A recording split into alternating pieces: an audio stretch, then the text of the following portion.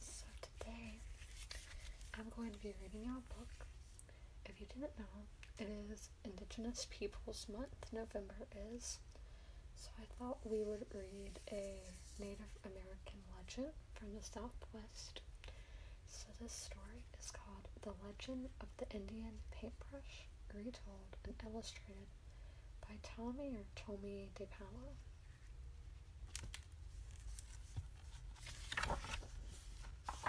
This book has beautiful illustrations.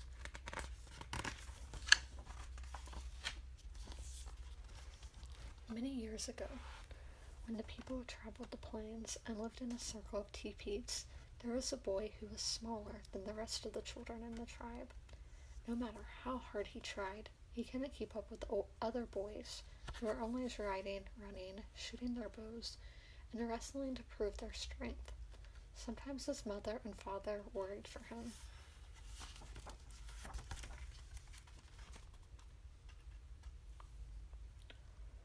But the boy who was called Little Gopher was not without a gift of his own. From an early age, he made toy warriors. From scraps of leather and pieces of wood, he loved to decorate smooth stones with red juices from berries he found in the hills. The wise shaman of the tribe understood that Little Gopher had a gift that was special. Do not struggle, Little Gopher. Your path will not be the same as the others. They will grow up to be warriors. Your place among the people will be remembered for a different reason.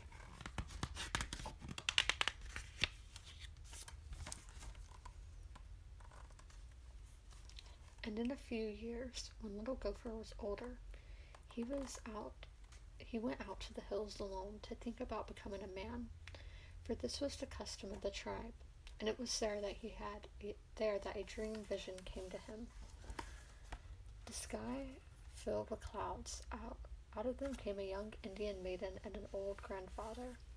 She rolled up animal skin. He carried a brush made of fine animal hairs and a pot of paints.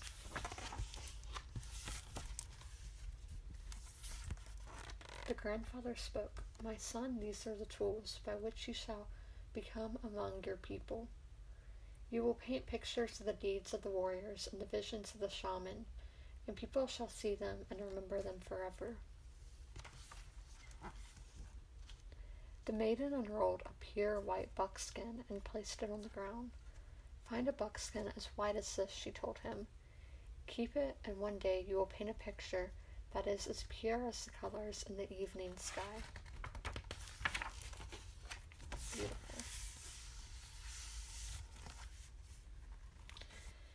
And as she finished speaking, the clouds cleared and a sunset of great beauty filled the sky. Little Gopher looked at the white buckskin on it and saw the colors as bright and beautiful as those made by the setting sun.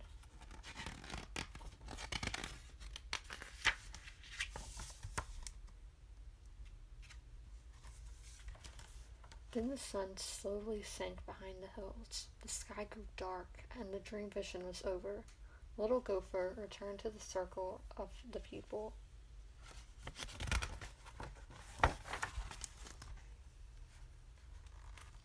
The next day, he began to make soft brushes from the hairs of different animals, and stiff brushes from the hair of the horses' tails.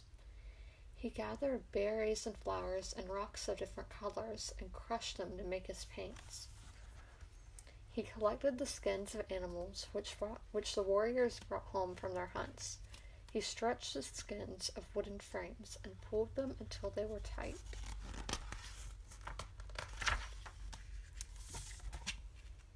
And he began to paint pictures of great hunts.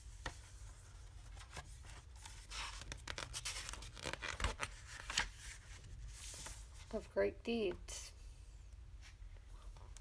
of great dream visions, so the people would always remember.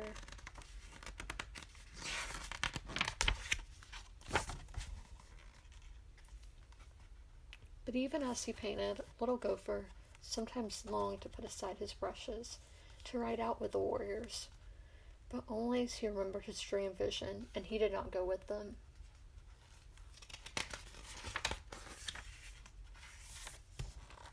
Many months ago, he had found his pure white buckskin, but it had remained empty because he could not find the colors of the sunset. He used the brightest flowers, the reddest berries, and the deepest purples from the rocks. And still his paintings never satisfied him. They looked dull and dark.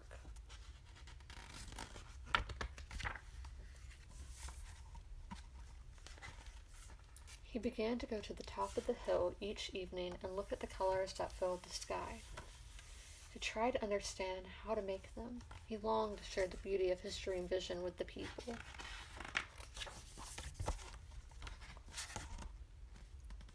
But he never gave up trying, and every morning when he woke up, he took out his brushes and his pots of paints and created the stories of the peoples with the tools he had.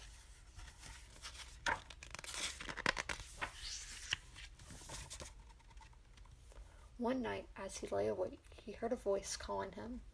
Because you have been faithful to the people and true to your gift, you shall find the colors you are seeking. Tomorrow take the white buckskin and go to the place where you watch the sun in the evening. There on the ground you will find what you need. The next evening, as the sun began to go down, Little Gopher put aside his brushes and went to the top of the hill. As the colors of the sunset spread across the sky, and there on the ground all around him were brushes filled with paint, each one a color of the sunset. Little Gopher began to paint quickly and surely, using one brush, then another.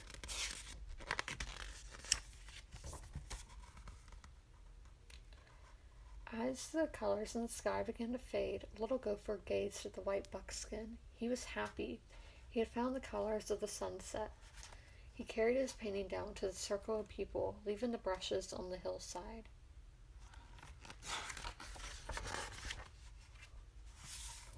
And the next day, when people awoke, the hill was ablaze with color, and the brushes had taken root in the earth and multiplied into plants of brilliant reds, oranges, and yellows. And every spring, from that time, the hills and meadows burst into bloom.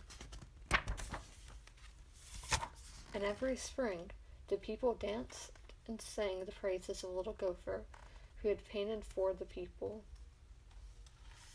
And the people no longer called him Little Gopher, but he who brought the sunset to the earth.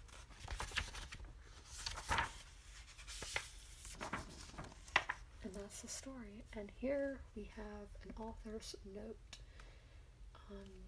So I'll read this to you. The lovely red, orange, yellow, and even pink Indian paintbrush blooms in profusion throughout Wyoming, Texas, and the High Plains, and has many stories connected with its origin. The story of the Native American artist and his desire to paint the sunset was particularly meaningful to me as an artist. There are many times when I wish I could go out on a hill and find brushes filled with exactly the colors I needed. Who knows? Someday maybe. The idea of doing a book on the spectacular wildflower came from my good friend Pat Henry, after she had seen my book, The Legend of the Blue Bonnet, which is the story of the Texas state flower. Pat is from Wyoming, where the Indian paintbrush is the state flower. Coincidentally, Carolyn Sullivan from Austin, Texas, had recently sent me a copy of Texas Wildflower Stories and Legends, a collection of articles by Ruth D. Isley, which originally appeared in the Austin American Statesman. Carolyn is a teacher in the Austin area, and in 1965 this collection was made available to teachers there for use with a unit on Texas trees and wildflowers. She too had read the Bluebonnet book and knew of my deep interest in folktale and legend. The Indian paintbrush is a familiar flower to Texans, and in the book I came across a brief, interesting account on how the wildflower got its name. I contacted Mrs. Isley, and she graciously used her article. I lost my spot. As the main source for the retelling of the legend of the Indian paintbrush. So I would like to thank Pat Henry for suggesting the book, Carolyn Sullivan, for sending me the collection of legends, and Ruth Isley for giving me the inspiration from this story. I would also like to thank and acknowledge Lady Bird Johnson, the former First Lady, whose untiring efforts had not only made her home state of Texas a symphony of color with its wildflowers, but has encouraged other states throughout the country and the preserving and growing of native wildflowers to beautify the countryside. So that is the story of the legend of the Indian paintbrush, retold and illustrated by Tommy DePalo.